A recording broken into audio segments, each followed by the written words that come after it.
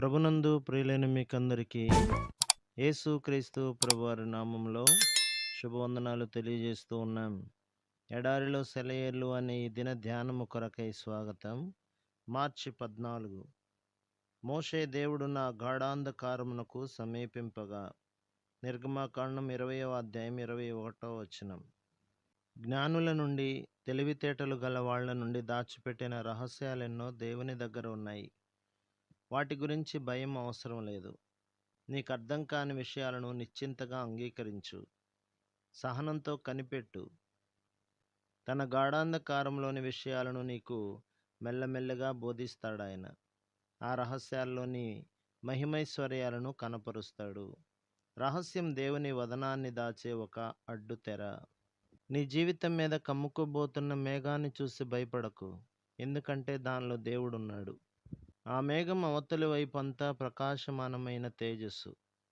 మిమ్మును శోధించుటకు మీకు కలుగుచున్న అగ్ని వంటి మహాశ్రమలను గూర్చి మీకేదో ఒక వింత సంభవించినట్లు ఆశ్చర్యపడకుడి. క్రీస్తు మహిమ బయలుపరచబడినప్పుడు మీరు మహానందముతో సంతోషించు నిమిత్తము క్రీస్తు శ్రమలలో పాలివారై ఉన్నంతగా సంతోషించుడి. మబ్బు మీపై కమ్ముతూ ఉందా? మెరుపులతో భయపెడుతూ నల్లగా, పిడుగులు కురిపించే పెనుగాలికి నాందిగా, ఆకాశాన్ని చీకటి చేసే నీడగా, ఉన్న కొద్దీ చిమ్మ చీకటి కమ్ముతూ, నీ గుండెలో గుబులు పుట్టిస్తూ, నీపై చిక్కని కారు చీకటి నీడపరుస్తూ వచ్చేస్తుందా మేఘం? దేవుడొస్తున్నాడు దానిలో. మబ్బు నీపై కమ్ముతూ ఉందా?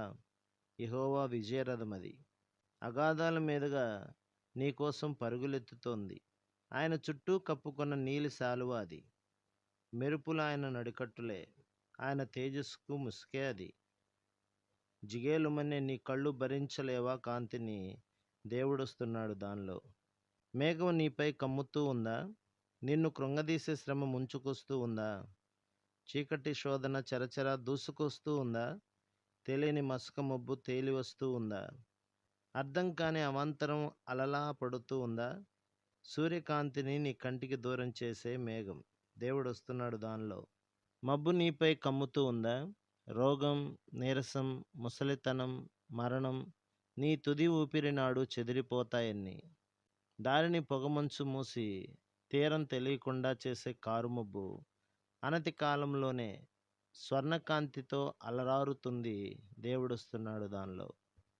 ఒక భక్తుడు రాఖీ పర్వత శిఖరంపై నిల్చుని క్రింద లోయలో చెలరేగుతున్న తుఫానుని చూస్తున్నాడు.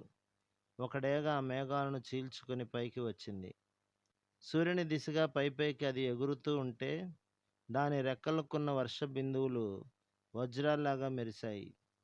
ఆ తుఫాను రాకపోయినట్లయితే ఆ డేగ లోయల్లోనే క్రింద ఎక్కడో ఎగురుతూ ఉండేది. జీవితంలో మనకెదురయ్యే బాధలే మనం దేవుని వైపుకు ఎక్కిపోవడానికి కారణాలవుతాయి. ప్రభు మిమ్మును, మీ కుటుంబమును, మీ సంఘమును దీవించి ఆశీర్వదించునుగాక. ఆమేన్.